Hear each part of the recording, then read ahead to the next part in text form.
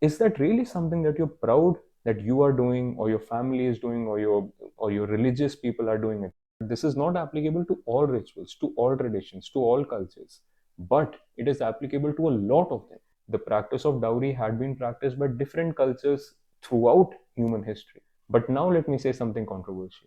Hello, good people of the internet. Welcome to another Ask a Human, Not an AI episode with Chetan Naran. Today's question is a rather challenging one.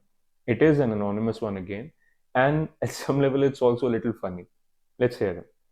I recently saw your short video on rituals and beliefs, and I wanted to ask you why you hate rituals. I think they keep us rooted to our traditions and connect us to the root of life too. So, what is your stance towards them? By the way, I like your content a lot. Thank you. I appreciate that the content is actually resonating with you. I love your question. Honestly, my answer is pretty simple. If you want a one word answer, I do not hate rituals. I don't know what gave you that idea. In fact, I understand what could have given you that idea. So let's talk about it. I have a three-part response to your question. Firstly, I would want to say something that I've already said. I do not hate rituals. In fact, the short video that you're mentioning, if I remember correctly, my exact words were, if your idea of good and bad is dependent on some 2000-year-old book or some rituals or traditions that were started by your ancestors some 2000, 3000 years back, and if you feel that merely challenging those rituals, just challenging those traditions makes you a bad person, you're a part of the problem and not a part of the solution. And I also said towards the end of that video that this is not applicable to all rituals, to all traditions, to all cultures, but it is applicable to a lot of them. And in fact, again, I said, if you cannot understand that, you are a part of the problem and not a part of the solution. So I do not hate rituals. My idea behind having you challenge rituals is merely because we can get so hooked up with our rituals, with our traditions, that we cannot see something that is very obvious. In the sense that, by the way, when I'm using the word rituals, I'm sort of encapsulating everything that starts from traditions, cultures, beliefs, and activities that we do in the name of all of these practices. All of them, I'm trying to encapsulate within the word rituals here. So, when I say that you should challenge your rituals, I mean you should try to see whether your present moment awareness is actually allowing you to keep practicing those rituals. And again, you should also challenge your present moment awareness, because it could be that you are ignorant of some things. It could be that you're merely allowing yourself or allowing people around you to keep doing some things only because you don't understand better. Here's a very simple example to understand. The ritual of dowry is something that had been practiced for thousands of years, and it's just until I think just my generation, so just a few 20, 30, 40 years back, it's only this time frame that we have seen that the ritual of tradition, the tradition of dowry, is sort of almost evaporated from the consciousness of a lot of people. I'm not saying it's not practiced at all, but I think it's a general consensus. I would want to assume that everyone who's listening to this video right now, almost everyone agrees with me when I say that the practice of dowry is sort of a social evil and it should not be practiced. I think, and it's not just an Indian thing, by the way, the practice of dowry had been practiced by different cultures throughout human history. But now it's almost a general consensus amongst us that the ritual of dowry has more cons than pros, and therefore it should not really be practiced. And I would like to hope that everyone agrees with me when I say that. But now let me say something controversial. Every year on Bakrid, millions of people all over the world sacrifice millions of goats, literally slaughter millions of animals in the name of a ritual, in the name of a practice. Now, is that really a ritual that crosses your eyes and you say, huh, I'm glad human beings are doing that. I'm glad my people are doing that. I'm glad my friends are doing that. I would like to think that even if this makes you uncomfortable, even if this triggers you, you have the consciousness, you have the awareness to understand that this is something that should be challenged.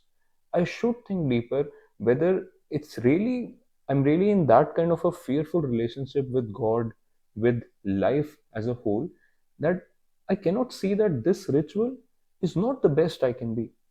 Now, if this is triggering you, I would invite you to stay with me till the end of this video, because there's a lot more that I want to say about traditions, about rituals, that even though it triggers you, even though it makes you uncomfortable, I would like to think that it will help you upgrade your level of consciousness to a place where you actually want to be. And here's another example. Millions of people all over India on the festival of Diwali burst crackers.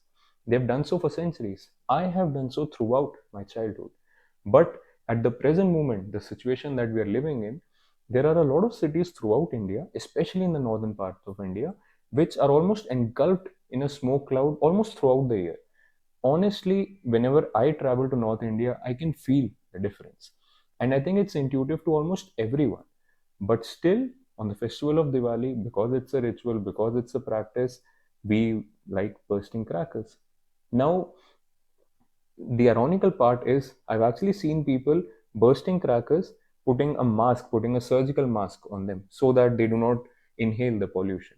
Now, if that isn't ironical, I do not know what is. And is that really something that you see being practiced around you and you say, I'm proud of my people doing that. I'm proud that my friends are doing that. And I'll tell you, for a lot of people, the reason why they keep doing that, why they keep bursting crackers, even though there is so much pollution around them, is because they do not have the complete blame for it.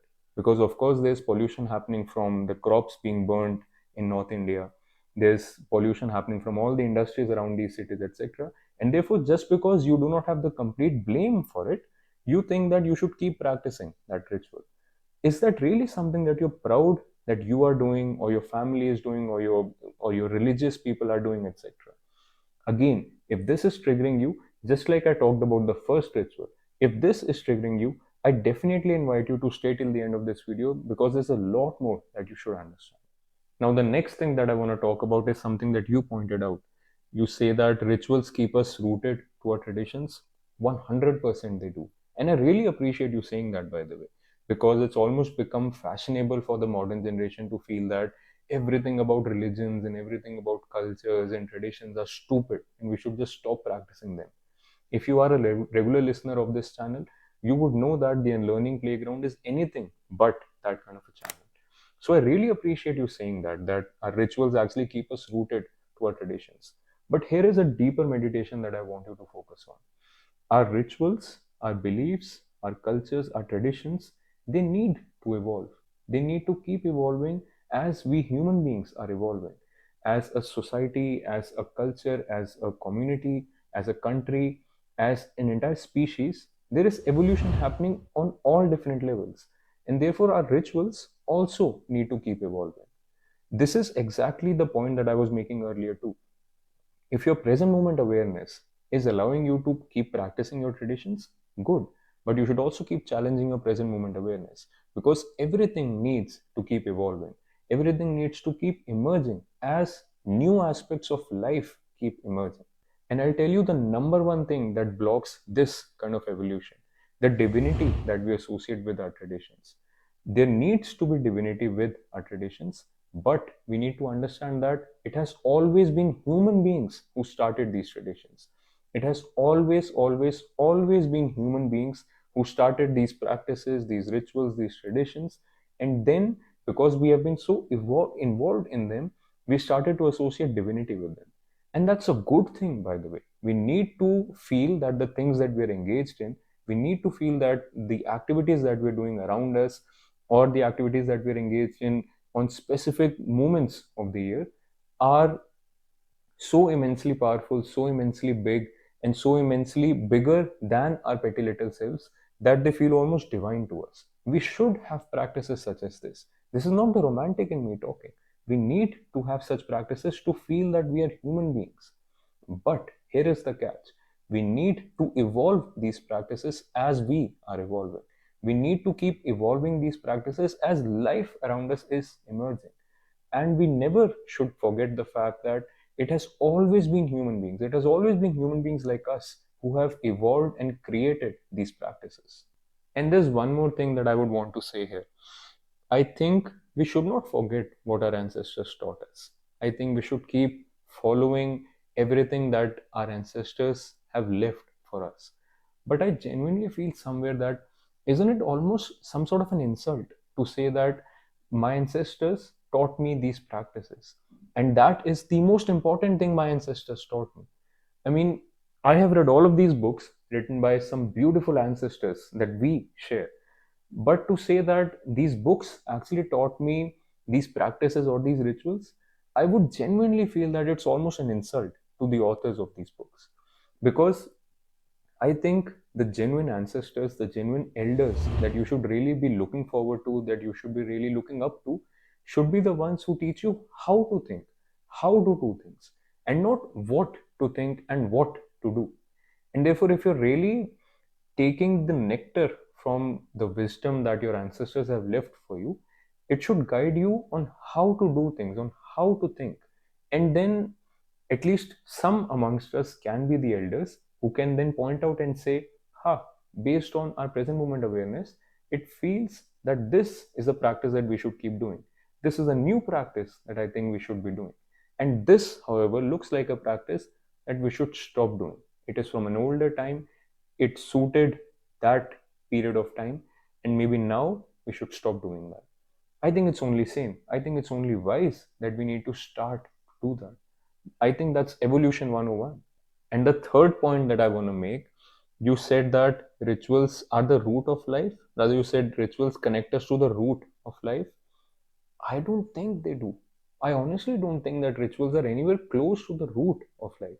In fact, if I be really honest with you, I feel that rituals and practices are almost the surface level, the superficial level of what true religion and true spirituality is all about. If you think about it, these rituals and these practices are actually what spirituality looks like on the surface. They're never really the root of anything, let alone the root of life. I would really invite you to consider this deeper, because what you would be better off doing is understanding the real nectar and the real essence of these rituals and then practicing that in your life.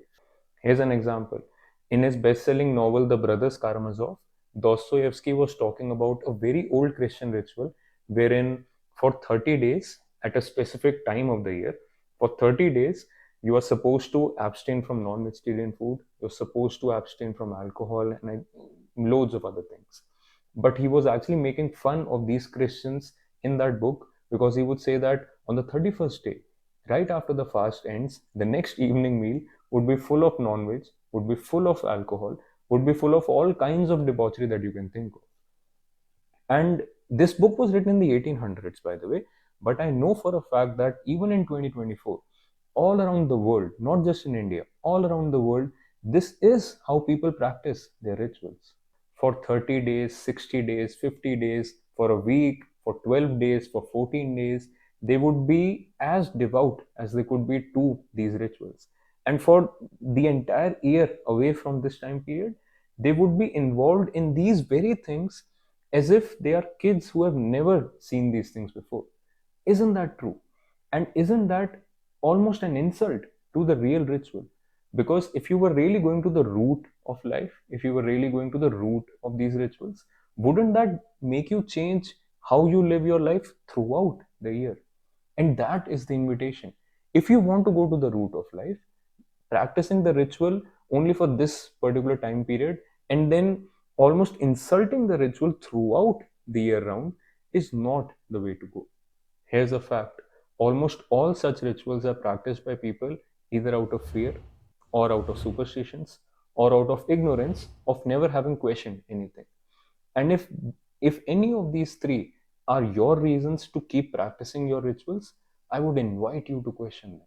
Because eventually, do you really want your kids to inherit the same fears, the same superstitions, and the same ignorance from you? I don't think any sane adult should answer that question as a yes. So that's it. That is the deepest invitation from this video.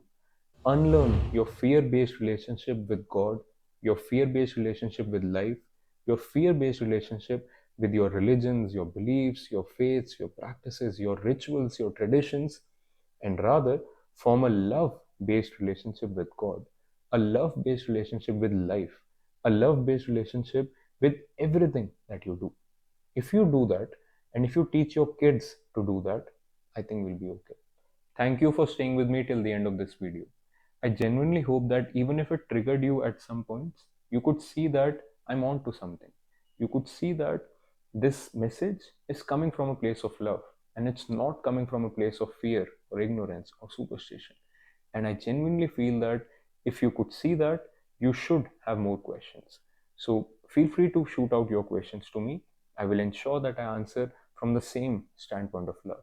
And if you could see all of this happening, subscribe to the channel if you haven't already, and share this with your people so that I can attempt to upgrade their consciousness too. Until next time, peace out.